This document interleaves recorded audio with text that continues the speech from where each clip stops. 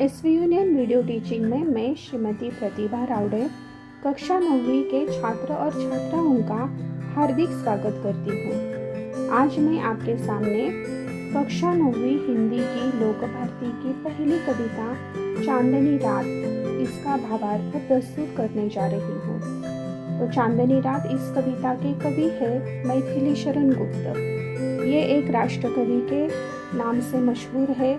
महाकवि मैथिली शरण गुप्त जी भारतीय संस्कृति के उन्नायक गायक कवि हैं। मैथिली शरण जी का जन्म 3 अगस्त 1886 में उत्तर प्रदेश झांसी के चिरगांव में हुआ और इनकी मृत्यु 12 दिसंबर 1964 में हुई।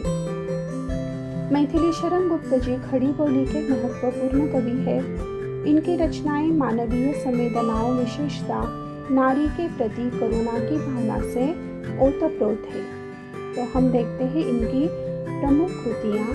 साकेत यह महाकाव्य इन्होंने लिखा है। यशोधरा, जयद्रथ वध, पंचवटी, भारत भारती यह खंडकाव्य, रंग में भंग, राजा प्रजा नाटक ये इन्होंने लिखा है। खंड काव्य इसमें मानव जीवन की किसी एक ही घटना की प्रधानता होती है। प्रासंगिक कथाओं को इसमें स्थान नहीं मिलता। प्रस्तुत अंश यानी कविता पंचवटी खंड काव्य से लिया गया है। प्रकृति की छटा का सुंदर रूप बड़े ही माधुर्य के साथ अभिव्यंजित हुआ है। चांदनी रात का मनोहारी वर्णन सुंदर शब्दों में चित्रित किया गया है। पंचवटी यह खंड काव्य की रचना मैथिली शरण गुप्त जी ने ईस्वी सन 1925 में की। पंचवटी का सामान्य अर्थ होता है पीपल, वट, बेल, हरड़ और अशोक इन वृक्षों का समूह। पंचवटी स्थान नासिक में है। गोदावरी नदी के किनारे धार्मिक तीर्थ स्थान है। त्रेता युग में लक्ष्मण, सीता सहित राम ने वनवास के कुछ क्षण यहाँ बिताए थे। पवित्रता, नैतिकता, मानवीय संबंधों की रक्षा कवि के काव्य के प्रथम गुण हैं। पंचवटी इसका उत्तम उदाहरण है। इसके साथ साथ पंचवटी खंड काव्य में कवि ने प्रकृति का सुंदर और मनोरम रूप वर्णित किया है। चांदनी रात यह कविता हमारे महान ग्रंथ रामायण से जुड़ी है। अयोध्या नगरी के राजा दशरथ इनकी दूसरी रानी थी कैकेयी। इन्होंने राजा दशरथ से 2 वर मांगे थे। पहला अपने बेटे भरत का राज्याभिषेक और दूसरा राम को 14 साल का वनवास। जब राम अपनी माता का आदेश मानकर वनवास के लिए निकल पड़े तो सीता और लक्ष्मण भी उनके साथी बन गए।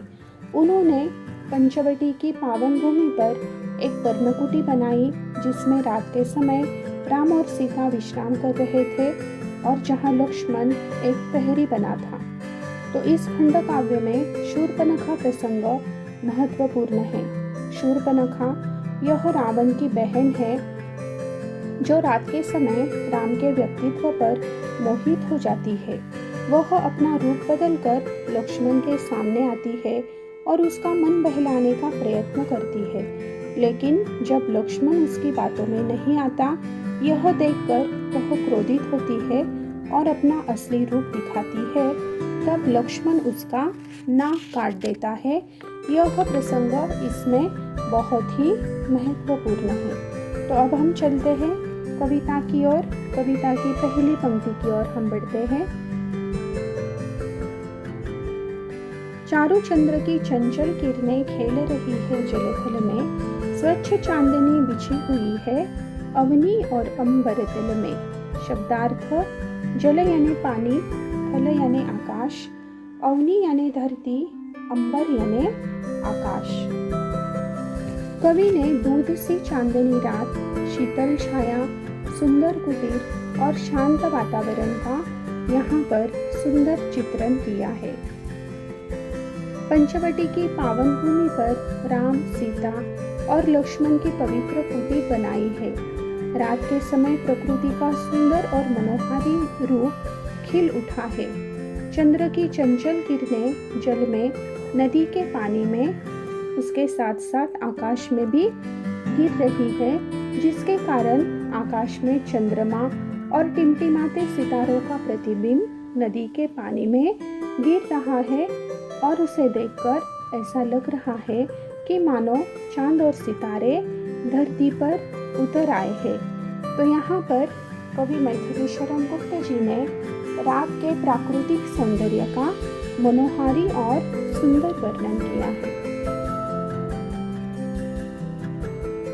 पुलक प्रकट करती है धरती हरित तृणों की नोकों से, मानो झूम रहे हैं करुभी मंद पवन के झोंकों से।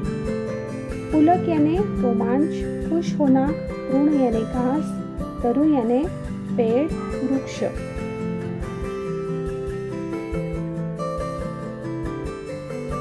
इस समय मंद हवा धीरे धीरे बह रही है, जिसके कारण हरा भरा घास हिलकोरे ले रहा है और अपनी मस्ती में डूब गया है। वृक्ष भी खुशी से झूम उठे हैं और यह देखकर धरती रोमांचित हो उठी है और खुशी से नाच रही है। क्या ही स्वच्छ चांदनी है यह, है क्या ही निस्तब्ध निशा, है स्वच्छंद सुमंद गंध यह, निरानंद है कौन दिशा। रात्रि के समय आकाश में स्वच्छ चांदनी बिछी हुई है। मंद गति से मधुर वायु किस ओर से आ रहा है इसका कुछ पता ही नहीं चल रहा। मन और हृदय को रममान करने वाला यह प्रकृति का रूप बड़ा आह्लाददायक है। चारों दिशाओं में आनंद ही आनंद है। बंद नहीं अब भी चलते हैं नियति नटी के कार्यकलाप, पर कितने एकांत भाव से, कितने शांत और चुपचाप। कार्यकलाप यानी विविध क्रिया, एकांत यानी शांत। रात के समय चारों ओर शांतता फैली है, लेकिन यह प्रकृति एक नटी की तरह अपना रूप संवार रही है। मंद हवा का चलना, पत्तों का, वृक्षों का झूमना, चांद सितारों का टिमटिमाना, यह काम प्रकृति शांत और चुपचाप होकर कर रही है। बिखेर देती वसुंधरा मोती सबके सोने पर, रवि बटोर लेता है उनको सदा सवेरा होने पर। वसुंधरा यानी धरती, रवि यानी सूर्य, बटोरना यानी एकत्रित करना। रात के समय धरती ने चारों तरफ ओस की बूंदें फूलों, पत्तों, पेड़ पर फैला दी है। सूर्य के आगमन से सुवर्णमय किरणें उस पर गिरने से वह मोती की तरह प्रतीत हो रही है और यह सुंदर नज़ारा देखकर कवि को ऐसे लग रहा है कि जैसे सूर्य इन मोतियों को अपनी सुवर्णमय किरणों में बटोर रहा है, एकत्रित कर रहा है। और विरामदायिनी अपनी संध्या को दे जाता है, शून्य श्याम तनु जिससे उसका नया रूप छलकाता है। इस चांदनी रात के समय आकाश का सुंदर रूप छलकता है। एक और सूर्य अपनी तेजस्वी और सुवर्णमय किरणों से शाम को विराम दे रहा है, तो जहाँ दूसरी ओर चंद्रमा अपनी शीतल स्वच्छ चांदनी लेकर रात में अपना नया रूप लेकर खिल उठता है।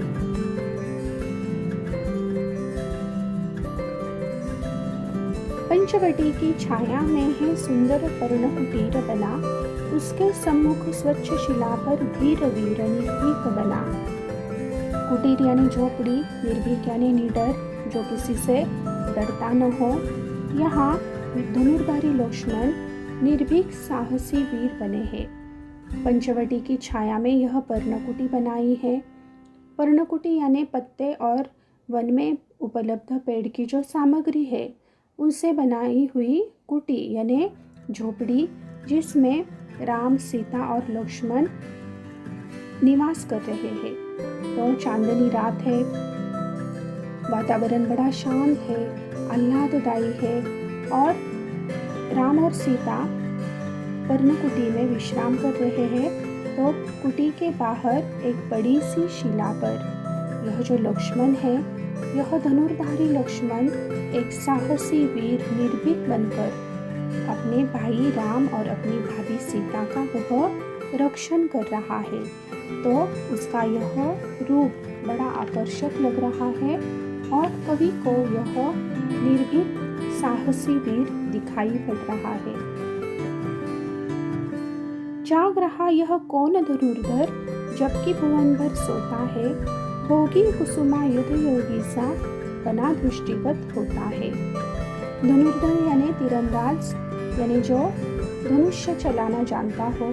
कुसुमायुध यानी कामदेव भगवान शंकर। दृष्टिगत होना यानी जो दिखाई देता है, उसे हम कहते हैं दृष्टिगत। तो यहाँ पर लक्ष्मण एक साहसी वीर धनुर्धारी बनकर अपने भाई और भाभी का रक्षण करके अपना कर्तव्य कर रहा है। तो यहाँ पर अगर हम लक्ष्मण का व्यक्तित्व देखेंगे तो ये जो लक्ष्मण थे ये भी एक राजपुत्र थे।